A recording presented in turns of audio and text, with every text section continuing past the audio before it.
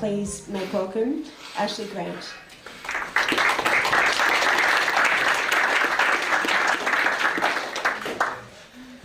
Every day could be the best day of your life if you let it. To find beauty in each day, you just have to commit and discover in life's room where you choose to sit.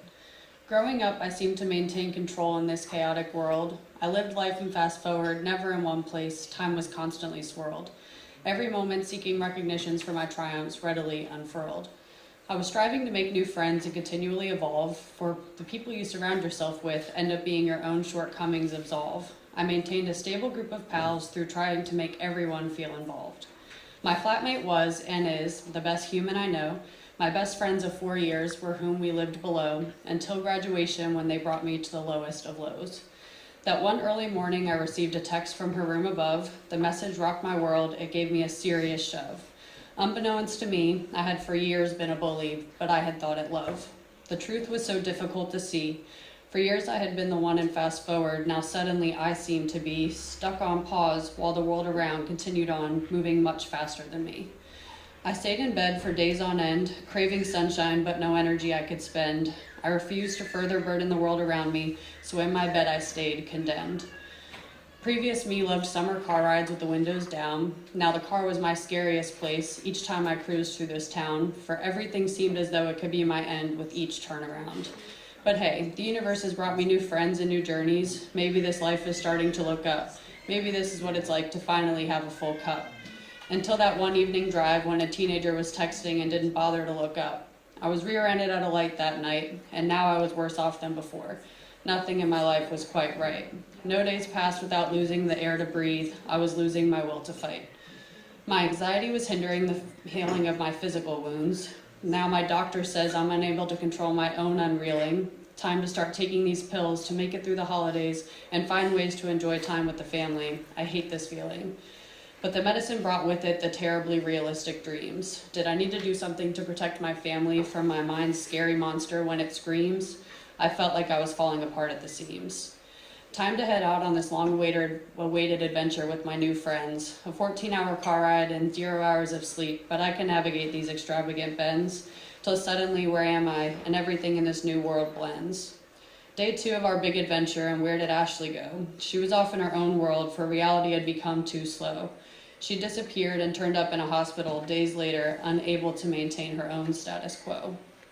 Next thing I know, I'm in a car headed home, talking nonsense, while my friend navigates the road. I was covered in bumps, bruises, and band-aids. Life as I knew it began to erode.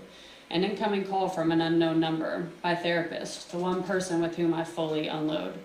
She's telling me to go to the nearest hospital. The why is unknown. Hours passed by sitting in that waiting room. Why didn't those doctors help me? I felt so alone. I truly started to feel as though my fate was not my own. Hours from home, yet my parents are here. How they found me is so very unclear. They must have been filled with so much fear. Now their precious, successful, put-together little girl had really lost it. Time to head home from this hospital, for on me they had already quit. I must be mentally unfit.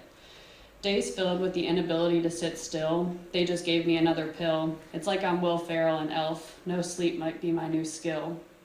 Then one day I wake up from a 30-minute nap in hospital number 3 to an exciting surprise. My little sister was here, but new me ran riot, scaring the shit out of her as a piece inside of her dies. She watches her role model crumble before her, and I will never unsee that look of fear in her eyes. Turns out she's here to say goodbye as I head off to hospital number 4, but who's counting? Never-ending hospital food and the same white walls and tile floors day in and day out. I wasn't me anymore. Days pass and I think I'm starting to get above ground until I walk into another formal meeting where the doctor's negative assessment of me abound, and I realize my thinking still isn't sound. 2 more weeks spent in partial hospitalization, which is hospital number 4.5, mainly because 5 sounds too big a number. It almost makes me want to laugh. Next thing I know, I'm suddenly moving home to be away from my old life and the riffraff. My hometown, this new foreign place, or is it me that's foreign? These pills make me feel like I'm in outer space. Not too high, not too low, not too happy, numb and a bit sad, not that I could make tears fall down this face, for the pills wouldn't want that. Maybe it's not my hometown that's foreign, but me. Who even is that? I guess it's time to explore this new me and where I can fit in at. I spent a year filled with me, a year finding out what doors I could open with my own unique key. So now I can move forward and pursue the future I foresee for me. This life is a never-ending search for balance in this unbalanced world. Yoga and meditation have developed in me a newfound tolerance, for without transcending reality as we know it, I'd still be following that same old song and dance.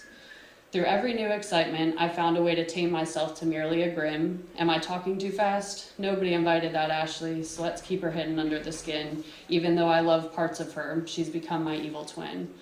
And what if that anxious girl that was once called a bully for taking control decides to come out and play? Will I lose my friends all over again one day? This life is never going to be perfectly balanced, so hey, why not do the things that scare us most? Hop on a long flight and relish in these beautiful coasts. Let's leave the bad habits in the past, rendering the old me merely a familiar ghost. Every day could be the best day of your life if you let it. To find beauty in each day, you just have to commit. Only you can find peace in the seat in which you choose to sit.